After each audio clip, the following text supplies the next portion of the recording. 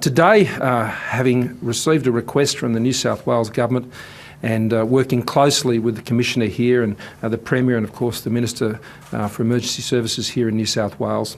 Earlier in the week, the Minister raised at the Commissioner's request that we consider looking at the issue of income loss here in New South Wales.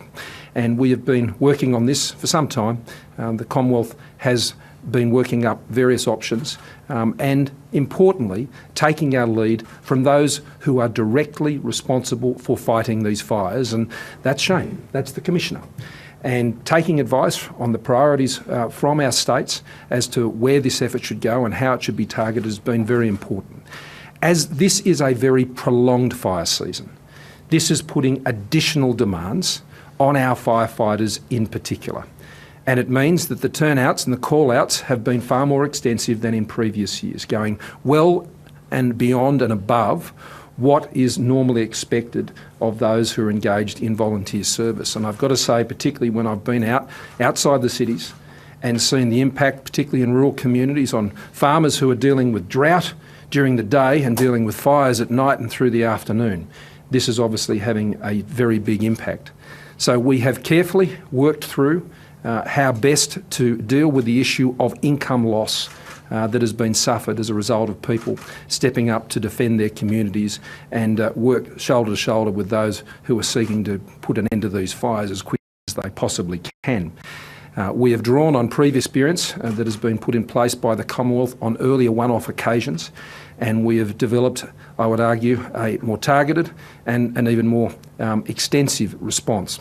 What the Commonwealth will be doing, together with the states who will administer the payments, is to be providing payments for income lost by firefighters, rural fire service volunteers here in New South Wales. That will be paid with a maximum of up to $6,000 per individual. It will be paid at a maximum rate of $300 per day, depending on what the income loss is for those individuals. It will be a non-taxable payment, so obviously the gross level, if you're looking at your earnings, is much higher than $300. It's about $420 or thereabouts of what they otherwise have been earning on a gross basis during that time. It is retrospective for this financial year, so for all of those who are already called out, particularly up in those mid-coast and north coast fires that we saw earlier in the season, they will be also able to make a claim through the New South Wales State Government to access that payment.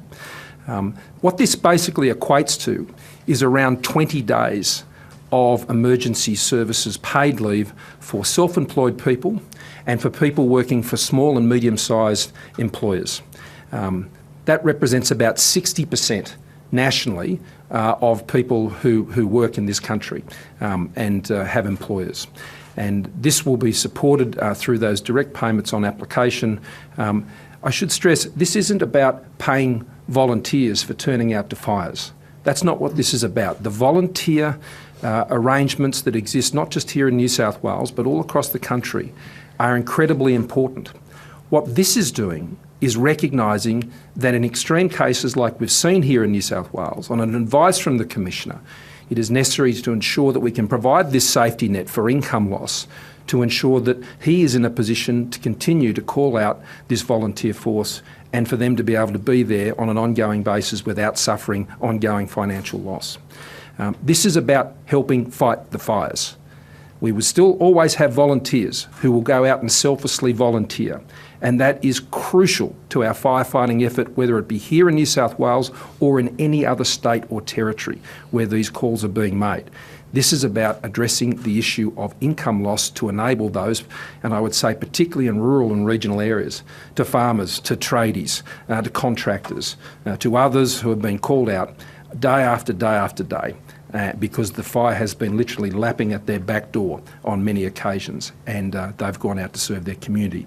So I particularly want to thank the Premier. I want to thank Minister Elliott as well for having raised that on behalf of the Commissioner with me earlier, and I want to thank the State Government for working really closely with us to make sure you get this right. I don't do things in any knee-jerk way. I carefully consider what the issue is, what needs to be addressed, how you can best target the measure to get the best response, and to work consultatively with those who are working on the ground to make sure that it works. Now, I should also stress that this same payment will be available to other states and territories if premiers and ministers wish to initiate that with the Commonwealth.